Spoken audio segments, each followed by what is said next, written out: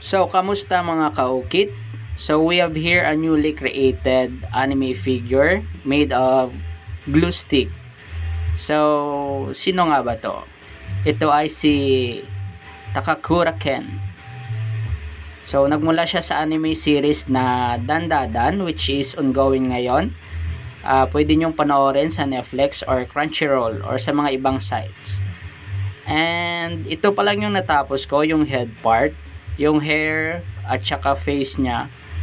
At nag-add pala ako ng mga details like mga ugat niya sa ulo. And sa mga kanyang buhok, slightly lang, hindi pa man siya tapos. Pero sinusubukan kong tapusin kung may free time ako.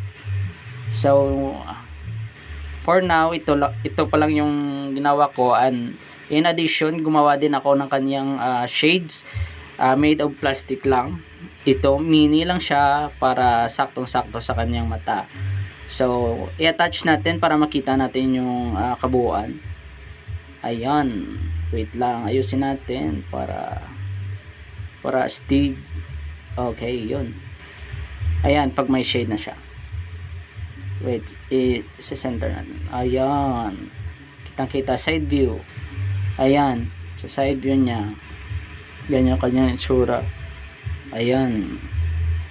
So, ito pa lang yung natapos ko. Sana ma-appreciate nyo naman.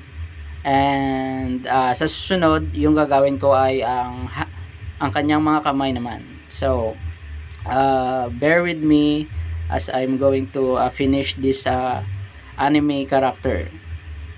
So, sa part 2 na lang tayo magkikita. Babush!